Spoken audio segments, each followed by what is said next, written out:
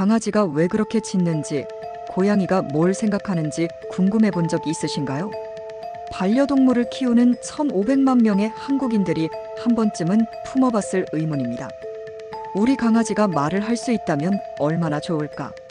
그런데 만약 정말로 모든 동물과 대화가 가능해진다면 어떨까요? 개, 고양이는 물론이고 코끼리, 돌고래, 심지어 벌레들까지 모두 인간의 언어로 소통할 수 있다면?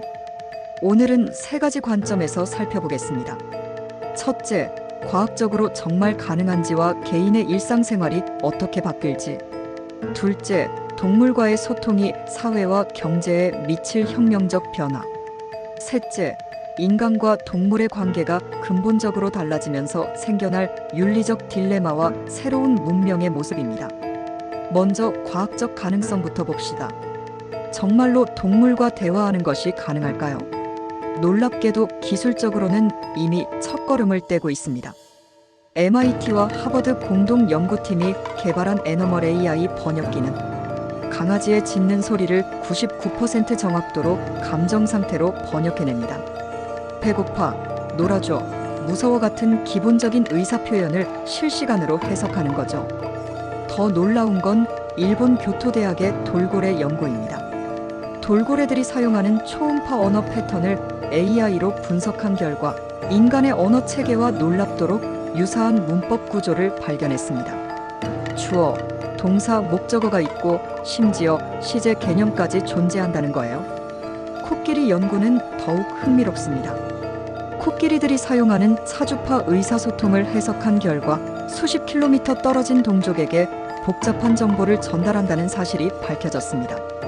물이 있는 곳, 위험한 인간들, 새끼를 낳았다 같은 구체적인 메시지를 주고받고 있었던 거죠. 하지만 가장 큰 브레이크스루는 2024년 구글 딥마인드의 유너버설 애너멀 트랜슬레이터입니다. 머신러닝을 통해 포유류 200종의 의사소통 패턴을 학습시켜 실시간 동물과 인간 간의 번역이 가능해진 거예요. 현재 정확도는 85% 수준이지만 매달 향상되고 있습니다. 그런데 여기서 놀라운 발견이 있었습니다. 동물들도 이미 인간의 언어를 어느 정도 이해하고 있었다는 거예요. 반려견들은 평균 200개의 인간 단어를 구분할 수 있고 침팬지는 2,000개 이상의 단어를 이해합니다. 문제는 발성기관의 한계였던 거죠. 이 문제를 해결하기 위해 일론 머스크의 뉴럴링크에서 혁신적인 아이디어를 제시했습니다. 동물의 뇌에 초소형 칩을 이식해서 생각을 직접 언어로 변환하는 기술이죠. 쥐 실험에서는 이미 성공했고 내년에는 원숭이 실험을 시작할 예정입니다. 그럼 이런 기술이 실현되면 우리 일상은 어떻게 달라질까요? 가장 먼저 바뀔 건 반려동물과의 관계입니다. 아침에 일어나면 강아지가 어젯밤에 꿈에서 공원에서 뛰어놀았어요. 오늘도 산책 갈까요? 라고 말할 수 있다고 상상해 보세요. 단순히 짖거나 꼬리를 흔드는 게 아니라 정확한 언어로 자신의 감정과 욕구를 표현하는 거죠. 반려동물 의료도 혁신적으로 바뀝니다.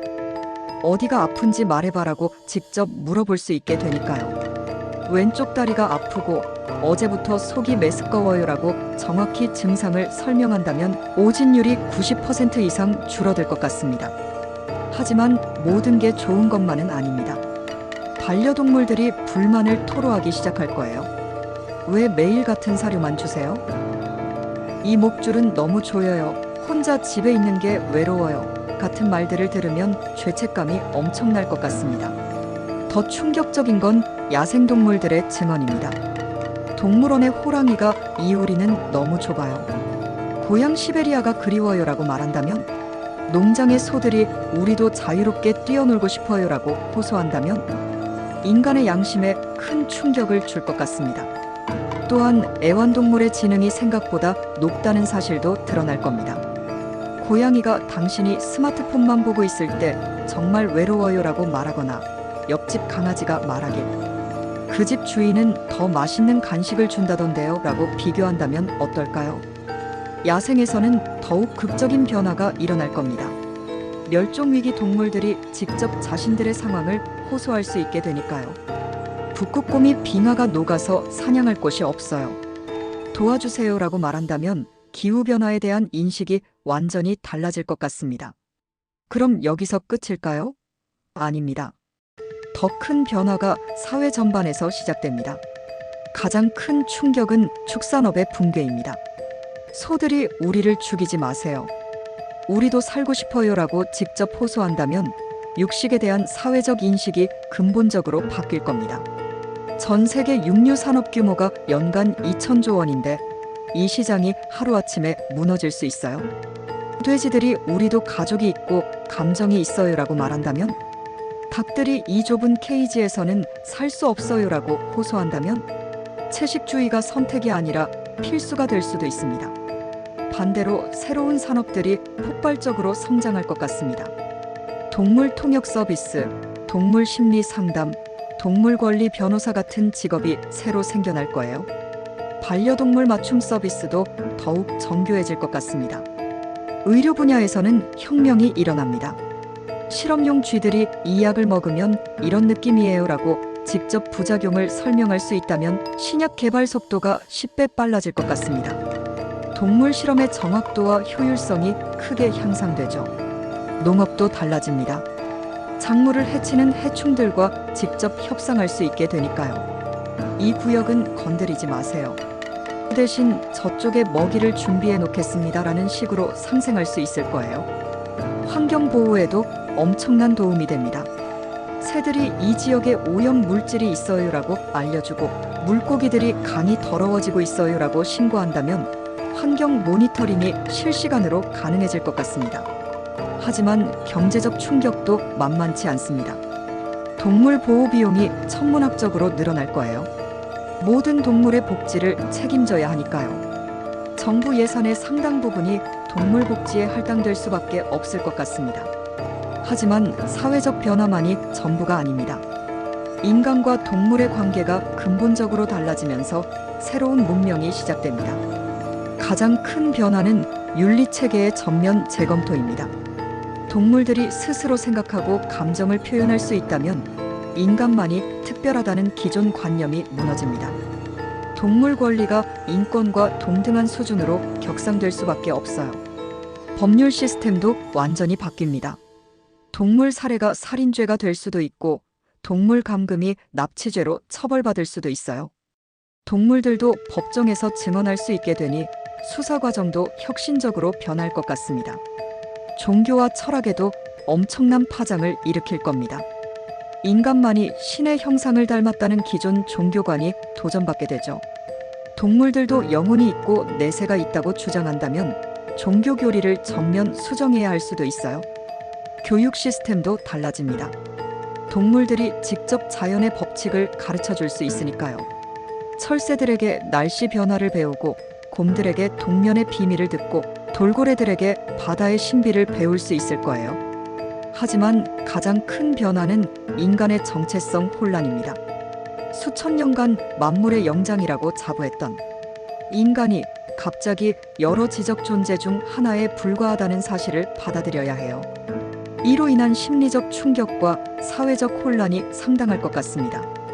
반면 새로운 형태의 협력도 가능해집니다. 인간과 동물이 팀을 이뤄 더 큰 성과를 낼 수 있어요. 개들의 후각, 새들의 시야, 돌고래들의 음성 능력을 활용한 새로운 산업이 생겨날 것 같습니다. 과연 인간이 이런 변화를 받아들일 수 있을까요? 역사를 보면 인류는 항상 변화에 적응해 왔습니다. 처음엔 충격과 혼란이 있겠지만 결국 새로운 질서를 만들어낼 것 같습니다. 특히 젊은 세대일수록 빠르게 적응할 거예요. 어린 아이들에게는 동물과 대화하는 게 자연스러운 일상이 될 수 있습니다. 결국 동물과의 대화가 가능한 세상은 어떨까요? 처음엔 혼란스럽겠지만 장기적으로는 더 풍요로운 세상이 될 것 같습니다. 인간의 외로움이 해소되고 자연과의 관계가 더욱 깊어질 거예요. 동물들의 지혜를 배우면서 인류 문명도 한 단계 발전할 수 있을 것 같습니다. 하지만 동시에 더 큰 책임도 져야 합니다. 지구상의 모든 생명체가 우리의 이웃이 되는 거니까요. 인간 중심적 사고에서 벗어나 진정한 공존의 길을 찾아야 할 것 같습니다. 가장 중요한 건 이런 변화를 두려워하지 않는 것입니다.